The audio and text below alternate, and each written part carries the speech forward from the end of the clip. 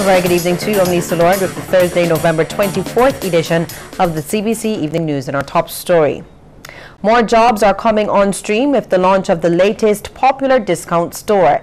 Its owners say the opening of the facility in the south of the island was timed to coincide with the country's 50th year of independence. Kendall Hill was abuzz with activity today as Popular Discount opened its latest store.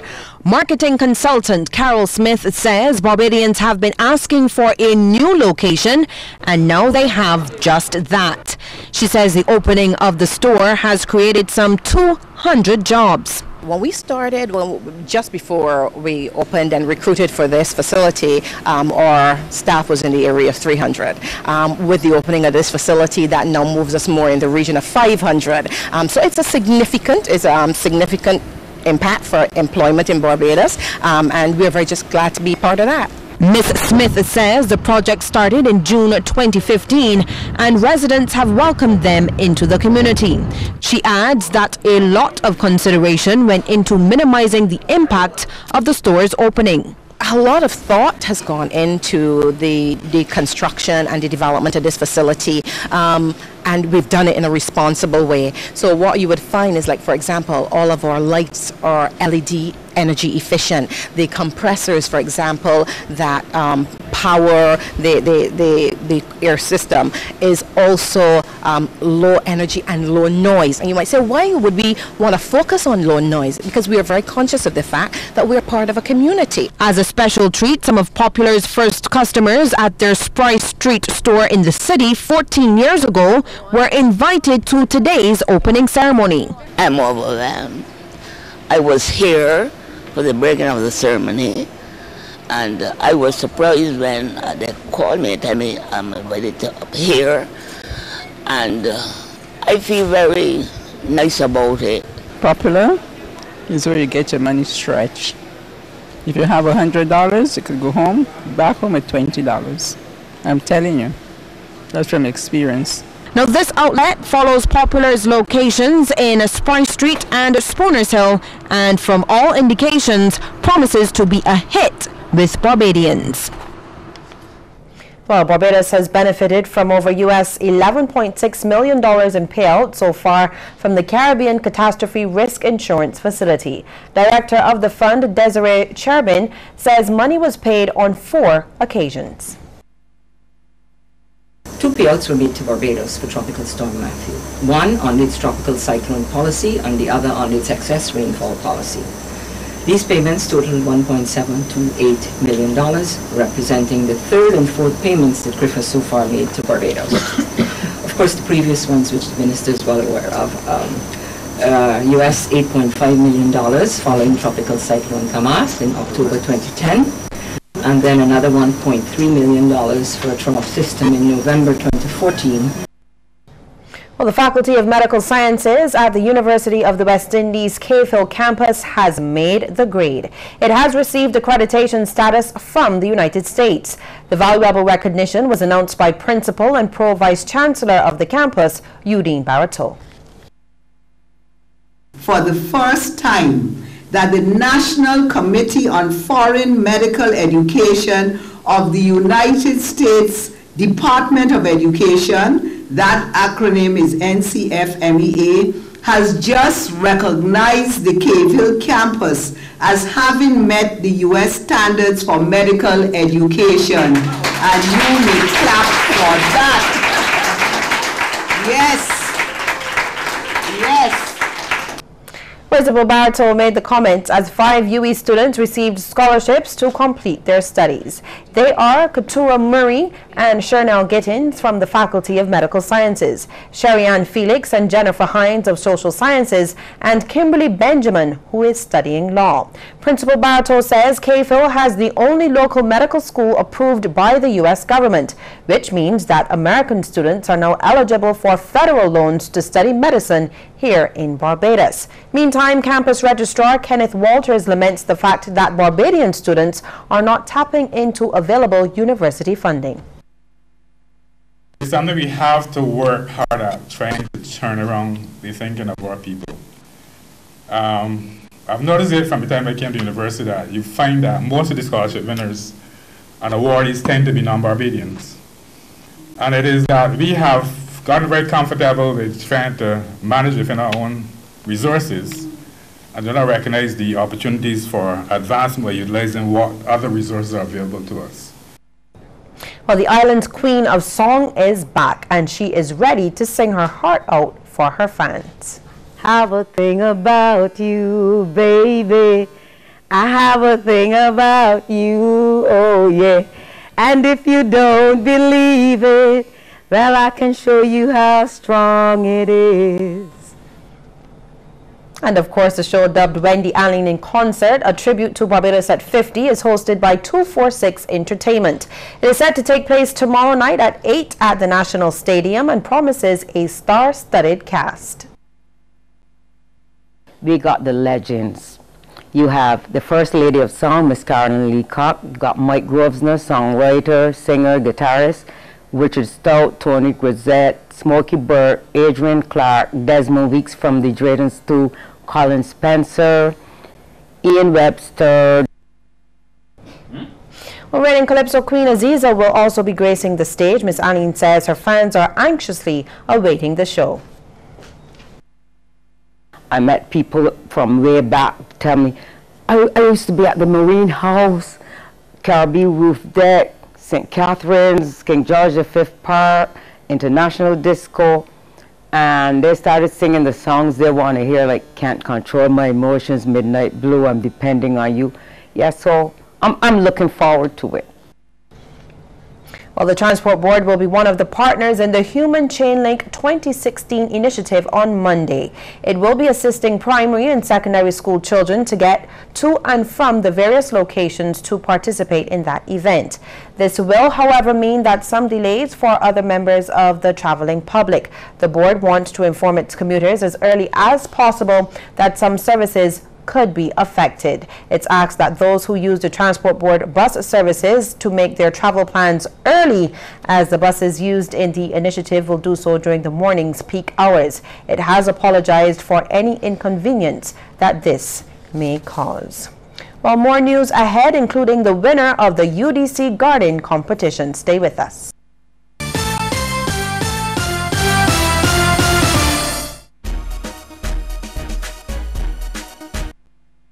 Don't let your data experience slow you down. Step up to Digicel, Barbados' fastest 4G network, more than twice as fast as the slow network. Get more with Digicel.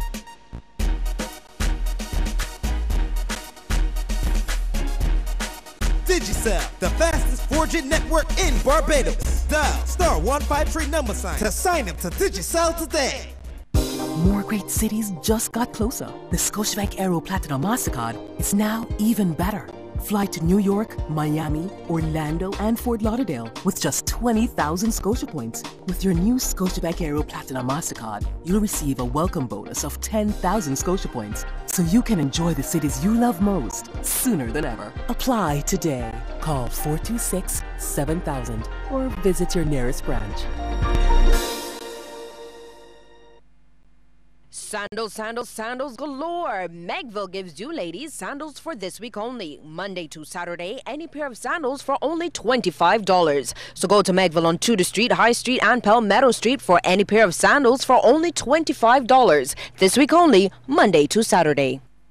Generations for family, commitment to you, honesty, respect for one another in our community. Trident Insurance, this gem is home for me. With Trident Insurance, we treat you like family.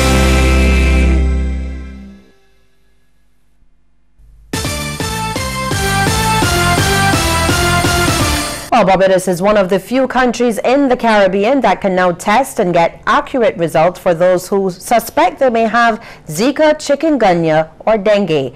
It's all thanks to a PCR machine donated to the Ministry of Health by the Pan American Health Organization. PAHO's Caribbean Program Coordinator Dr. Godfrey Zureb says machines can detect the genetic makeup of viruses, making diagnoses more effective. He also says that PAHO has already donated a state-of-the-art blood culture machine. This blood culture machine detects various microorganisms such as bacteria, fungi, and yeast. And this is important as we have an increased resistance in antimicrobial resistant drugs. It's an important tool for our physicians to ensure that the medication that they are giving to the patients are targeted to the type of bacteria that the patient has as an infection. Dr. Zureb says PAHO is also helping with the island's vector control strategy. It's donated a vehicle-mounted fogging machine and some handheld foggers. He was speaking to the media just before handing over to Health Minister John Boyce spare parts for that machine. The PCR and blood culture machines are already being used. Mr. Boyce thanked the PAHO representative for the equipment, noting that Barbados will not be the only island to benefit. It also allows Barbados to offer essential assistance to our regional partners, our other countries in the region, because I certainly, and indeed the team at the ministry, see our success in Barbados not as only Barbados' success, but the success for the whole regional program. After all, any health threat anywhere in the world, and especially anywhere in the Caribbean region, is a health threat to the Barbados population. So whatever we can do here to build resources and make them available, even if at a cost to our neighbors, is extremely important. Well, Barbadians are being encouraged to embrace the spirit of giving. This from the Counselor with Cancer Support Services, or CSS, Pastor Paul Leacock. He says the testing and treatment associated with a cancer diagnosis can carry costs into the tens of thousands of dollars, and any contributions to CSS goes a long way in supporting those in need. We definitely can do with the members of the public making contributions individually outside of corporate Barbados, outside of those wonderful organizations that give. We need the public to give so that if and when it occurs, people can be supported. You'd be surprised the cost of tests, both local and abroad. Various tests have to be done. And then treatments. The treatments themselves are prohibitively costly. Pastor Leacock was speaking at an exhibition of craft by members of the art therapy class of the CSS. It's one aspect of the support offered to those affected by the disease. As you know, the diagnosis of cancer can be pretty debilitating. And there are lots of pent-up feelings. There are lots of difficulties to work through. There are a lot of raging emotions that often don't get expressed. Outside of counseling, which we do here to allow people to cope with those kinds of emotions and feelings and difficulties and challenges that cancer presents, the art class is a wonderful outlet. Members of the public are invited to visit the Belmont Road headquarters to view and purchase the displayed items, and of course the funds will go to support those in need of assistance from the CSS. Well, Barbadians are in for a special treat tomorrow, November 25th. In honor of the upcoming Golden Jubilee of Barbados' independence, the first ever Barbados Patriotic Music Festival will be held at the Pirates Cove Complex.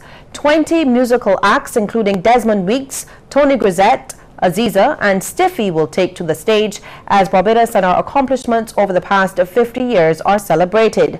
Marketing consultant for Digico Marketing Innovations, David Prophet Clark, promises a unique experience.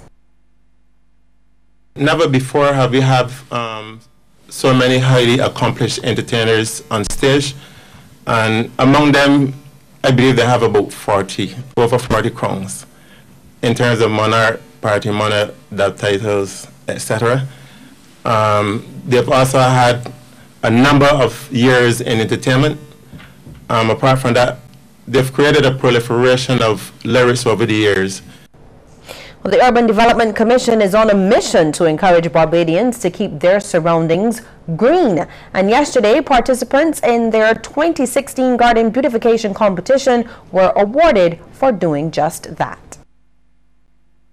The Urban Development Commission's 2016 Garden Beautification competition was launched in April this year. Workshops on gardening techniques were also offered and open to the public over the last few months. Coordinator of the competition, Paula Gall, says they are encouraging Barbadians to have more green spaces and beautify their surroundings. She says while the competition did not have the expected response, the workshops were well received. The workshops, they were open to the public. We wanted to educate the public about greening techniques. We also had presenters like Mr. Michael James, we had Roman Grosvenor, so we wanted to just educate the public about accurate greening techniques. The competition, I would say it was slow for the UDC clientele. We had a low turnout, but for the public workshops, I found there was a high turnout for those workshops. So we would have to look at maybe how we would tailor the competition and how we would also incorporate the workshops next year. However, it's evident that Eden Lodge resident Marcia Springer put the last few months to good use, copping first place. She won a water tank and irrigation system to be installed by students of the Samuel Jackman Prescott Polytechnic. Oh, it's excellent, and I'm proud to see that I could win the competition for urban. Her garden is an explosion of colorful flowers and flavorful herbs and vegetables. In second place, Patricia Phillips of Bayville is happy with the results, but she's aiming higher next year. Well, I'm excited. This is my very first time going into such. I didn't expect to be one of the final winners. So I look forward to next year, to be the winner next year, but I feel very good about it. She received vouchers for gardening supplies totaling $400 from sponsors H&B Hardware and Carter's. Bank Hall residents Cheryl-Ann Severus and Shaniki placed third and received a gift basket of gardening supplies from Easy Pave. Good. It isn't first or second, but it's good because I work hard on the garden. Entrants to the competition received assistance from the National Conservation Commission and the Ministry of Agriculture. Well, still to come, stories from across the region, but first we have our tip now from the Coverley Medical Center.